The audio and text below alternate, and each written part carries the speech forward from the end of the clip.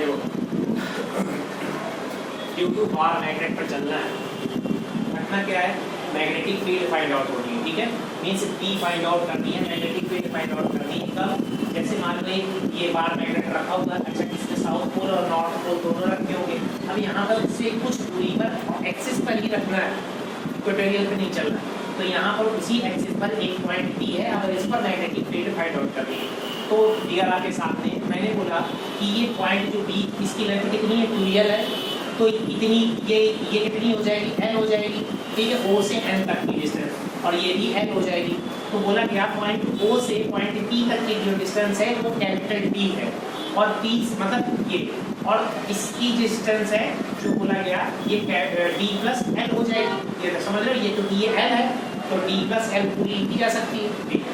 अब चलो फॉर्मूला हमारा क्या बना, B1। अगर हम B1 फाइंड आउट करेंगे तो B1 किसके लिए है, इसके लिए, बात समझ रहे हो, ये वाला, ठीक है।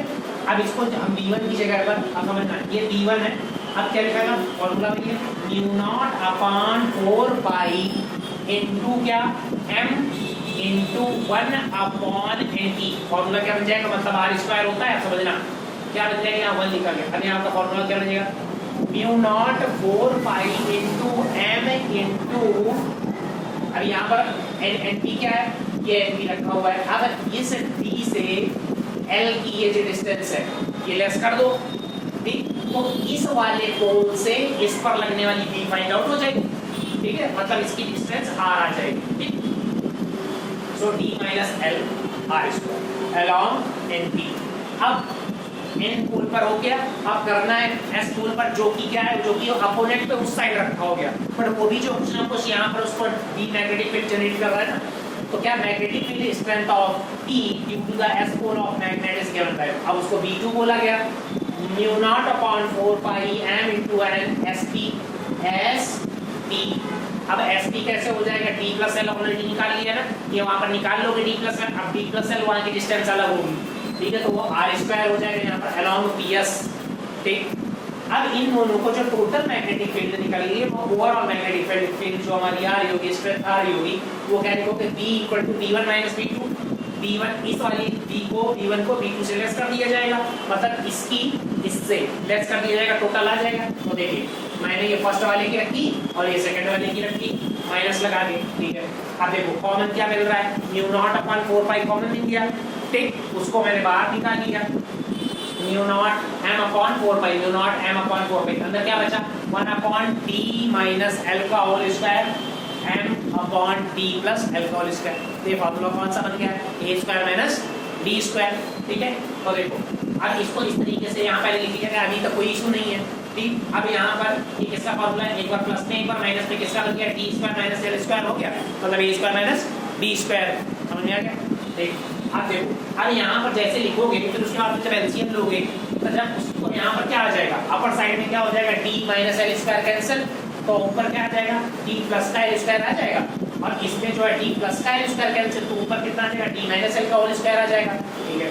अब इसको जो है अब हमारा फॉर्मूला लगा लो, कौन सा, a प्लस d का whole square, d minus d का होल स्क्वायर, ठीक है। मेरी बात बहुत गौर समझना है फिर। अब यहाँ पर क्या बचा, देखो गौर करो, अब यहाँ बचा हुआ d square plus l square plus 2dl, minus लगाया, अब देखो माइनस का साइन अंदर जो होगा मल्टीप्लाई हो जाएगा, so we can write minus का d स्क्वायर माइनस का l स्क्वायर प्लस का 2dl, ठीक। तो ये dl 2dl और ये 2dl ऐड हो गए, बाकी कैंसिल, समझ में आ गई पूरी। तो अपन क्या 4dl लिख सकते हो। अब उसी को हमने फॉर्मूले के अकॉर्डिंग हमने क्या लिखा, तो सेम फॉर्मूला लिखा हुआ है, इसको कैसे 2 into 2 12 करके लिखा जा सकता है, ठीक है, मल्टीप्लाई कराओगे तो 4dl आ जाएगा। अब इसको जो है फॉर्मूला हमारा क्या होता है, capital M equal to the magnetic dipole moment होता है, capital M represented by small m into 2m, और m हमने पढ़ा ही दिया था, ये m और माइनस m पॉजिटिव और नेगेटिव का स्ट्रेंथ, जो मैग्नेटिक स्ट्रेंथ बोली जा रही थी पॉजिटिव और नेगेटिव की, तो ये इसमें अब इस उसके बेस पर इसको उठाकर कैपिटल M लिखा जा सकता है। तो क्या लिख सकते हैं यहाँ पर, जहाँ पर हमने पूरा ये 2l करके ये पूरा लिखा हुआ है, इसको 2l के प्लेस पर हमने क्या लिख दिया, m स्क्वायर, तो m और 2l चला गया, m और 2l चला गया, ठीक है। तो कितना बचा, 2d/5 बचा और ये कैपिटल M बचा, ठीक। ये बस यहीं तक कंप्लीट हो गया, ठीक है, ये आंसर यहीं तक आ जाएगा। बट अगर कभी केस ऐसा बन जाता है कि एल स्क्वायर जो है, एल है वो बहुत ही छोटा हो जाए, मेरा बात समझ रहे हो, मतलब जो मैग्नेट है वो बहुत छोटा हो और पी जो है बहुत दूरी पर हो, बात समझ रहे हो, बहुत ज़्यादा डिस्टेंस अगर कर लेगा तो वीकर से ये नेग्लेक्टेड हो जाएगा, वो छोटा हो जाएगा, छोटा जब हो जाएगा तब वो पढ़ने में ही आ जाएगा क्वेश्चन में, तब ये फॉर्मूला लगेगा, अदरवाइज नहीं लगेगा, यहीं पे खत्म हो गया। अब जैसे ऐसे बोल दिया गया कि मान लो जो एल है वो 0.5 है, हाँ 0.5 मान लो उसमें मीटर में सेंटीमीटर में दे दिया 0.5 सेंटीमीटर, और मान लो वही जो डी है वो बोला जा रहा है कि मान लो 5 मीटर है या फिर 5 इंच है, वो कहाँ 0.5 mm में दे रहा है या फिर सेंटीमीटर में दे रहा है, और वो कहाँ पर मीटर में निकाल दिया, मतलब ज़्यादा बड़ी लेंथ है, डिफरेंस ज़्यादा हो जाए, तो बहुत ज़्यादा अगर एल छोटा हो जाएगा तब ये क्वेश्चन लगाएंगे क्या, जब एल को नेग्लेक्ट कर दोगे